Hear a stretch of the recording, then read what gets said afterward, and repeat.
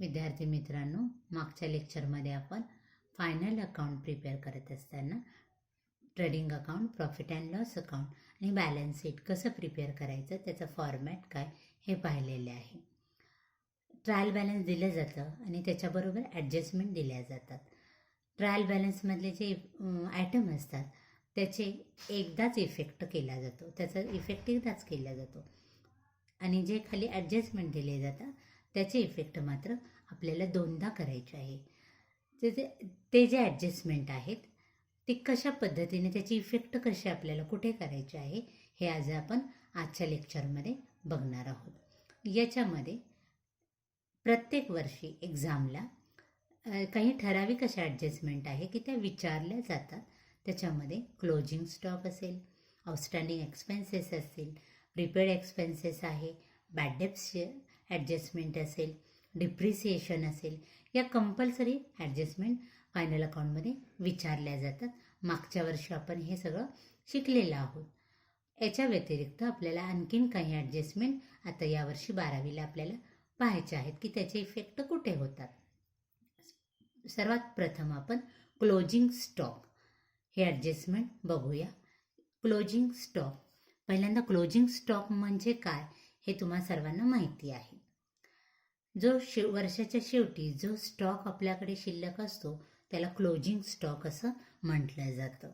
म्हणजेच the unsold goods on the last day of accounting year is non as a closing stock. The stock lying at the end of the accounting year is known as a closing stock. Closing स्टॉकचे दोन effect होतात. पहिला effect जो आहे तो आपण trading अकाउंटच्या credit साईडला करतो आणि दुसरा इफेक्ट आपल्याला बॅलन्स शीटच्या ॲसेट साईडला करायचा आहे. म्हणजेच क्लोजिंग स्टॉक हे कंपल्सरी आपल्याला फायनल अकाउंटमध्ये ॲडजस्टमेंट विचारली जाते आणि त्याचे दोन इफेक्ट हे अशा पद्धतीने आपल्याला लक्षात ठेवायचे आहे. त्याच्यानंतर दुसरं जे ॲडजस्टमेंट आहे ती outstanding expenses. The expenses due but not paid is non as a outstanding expenses. तो एक्सपेन्सेस आहे, खर्च आहे, पण तो द्यायचा राहिलेला आहे. द्यायचा तर आहे पण अजून दिलेला नाही, त्याला म्हणायचं आउटस्टँडिंग एक्सपेन्सेस. तो द्यावा लागणार आहे आपल्याला, तो आपला खर्च आहे. याचे दोन इफेक्ट केले जातात. पहिला इफेक्ट जो आहे त्या पर्टिक्युलर एक्सपेन्सेसमध्ये, फॉर एक्झाम्पल तुमचं सॅलरी असेल, आउटस्टँडिंग सॅलरी असेल, आउटस्टँडिंग वेजेस असतील, तर सपोज जर आउटस्टँडिंग वेजेस असेल तर वेजेस आपलं डायरेक्ट एक्सपेन्सेस आहे म्हणून ट्रेडिंग अकाउंटला आपण दाखवतो. मग त्या रिलेटेड एक्सपेन्सेसमध्ये डेबिट साईडला त्या रिलेटेड एक्सपेन्सेसमध्ये ते ॲड करायचे. हा झाला पहिला इफेक्ट. आणि दुसरा इफेक्ट आपल्याला बॅलन्स शीटच्या लॅबिलिटी साईडला दाखवायचे, कारण अजून आपल्याला ते द्यायचं आहे, एक्सपेन्सेस करायचे, देणं आहे, म्हणून बॅलन्स शीटच्या लॅबिलिटी साईडला आपल्याला तो दाखवावा लागणार आहे. त्याच्यानंतर prepaid expenses. The expenses paid in advance is non as a prepaid expenses. आपण ॲडव्हान्समध्ये काही अमाऊंट देतो, एक्सपेन्सेस पेड करतो, तेव्हा त्याला प्रीपेड एक्सपेन्सेस असं म्हणतात. फॉर एक्झाम्पल घ्यायचं असेल तर प्रीपेड तुमचं रेंट असेल, प्रीपेड ॲडव्हर्टाइजमेंट असतील, त्या रिलेटेड एक्सपेन्सेसमध्ये लेस करायचं. म्हणजे less expenses debit side of the trading account or profit and loss account. This is the first effect. And second effect, write the balance sheet asset side. अशा पद्धतीने आपल्याला हे दोन effect prepaid एक्सपेन्सेसचे करायचे आहे. नंबर 4ला depreciation. Depreciation means decrease value of assets from any cause. जेव्हा ॲसेटची व्हॅल्यू कमी होते, रिडक्शन होतं तेव्हा त्याचं पर्सेंटेज दिले जातात आणि डिप्रिसिएशन आपल्याला चार्ज करावा लागतो. जेव्हा ॲडजस्टमेंटमध्ये डिप्रिसिएशन विचारलं जातं तेव्हा त्याचे दोन इफेक्ट होतात.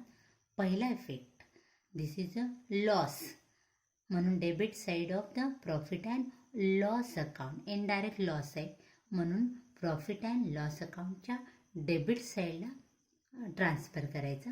आणि दुसरा इफेक्ट, त्या पर्टिक्युलर ॲसेटमधून आपल्याला ती अमाऊंट, डिप्रिसिएशनची अमाऊंट ही लेस करायची. म्हणजेच first effect, debit side of the profit and loss account, and second effect, less the balance sheet asset side in particular assets.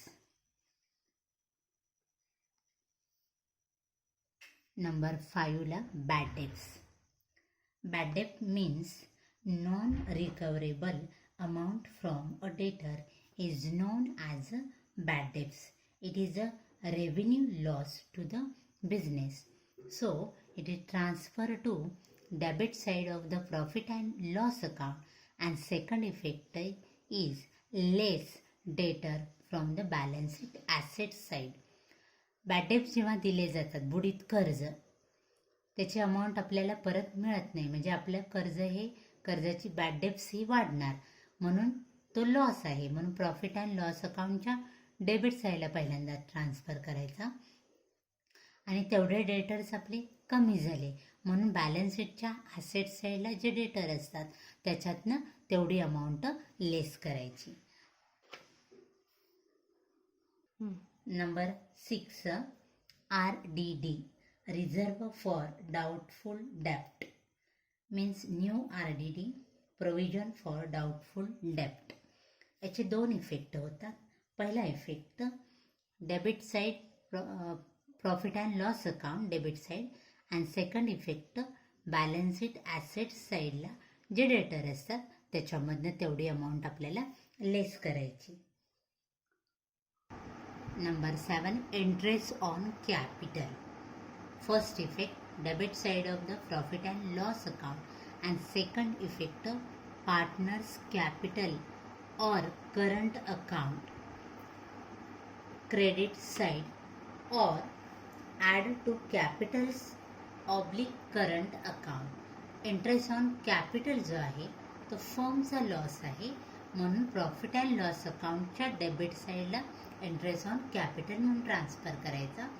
परंतु पार्टनर्सचा ते फायदा आहे म्हणून पार्टनर्सचं कॅपिटल अकाउंट आपण प्रिपेअर केलं किंवा करंट अकाउंट जेव्हा प्रिपेअर करतो तेव्हा त्याच्या क्रेडिट साईडला इंटरेस्ट ऑन कॅपिटल म्हणून आपल्याला नोंद करायची आहे.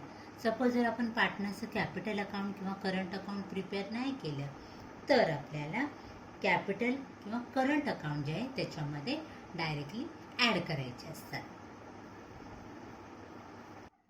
Next, interest on drawings.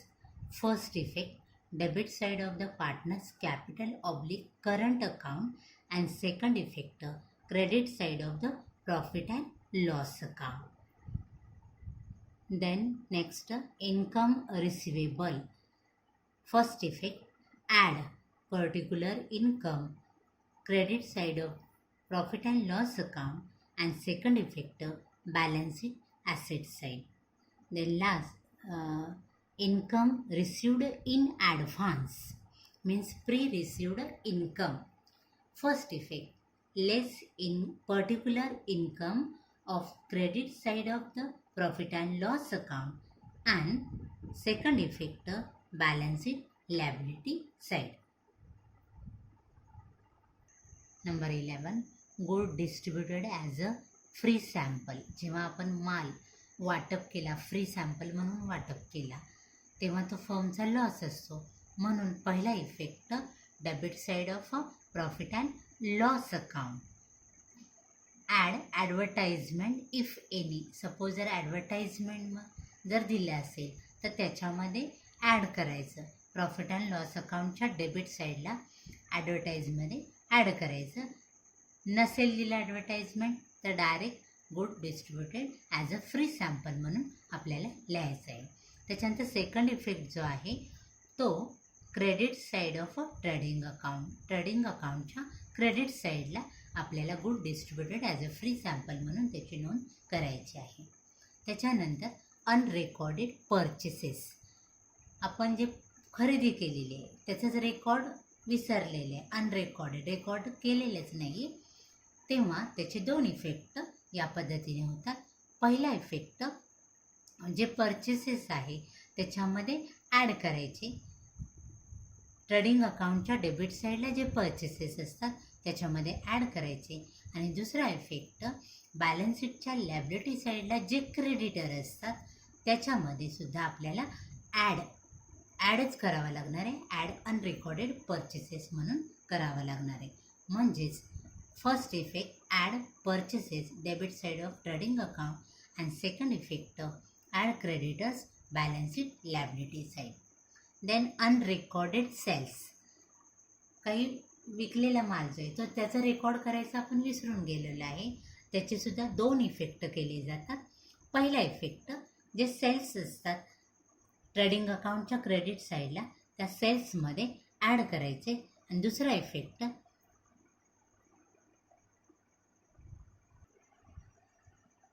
जे बॅलन्स शीटच्या ॲसेट साईडला जे डेटर असतात त्याच्यामध्ये सुद्धा ॲड करावे लागणार आहे. म्हणजे first effect add sales credit side of trading account and second effect add debtors balance sheet asset side. म्हणजे जे रेकॉर्ड करायचं राहिलेले अनरेकॉर्डेड सेल्स ते अशा पद्धतीने त्याचे दोन इफेक्ट आपल्याला करावे लागणार आहे.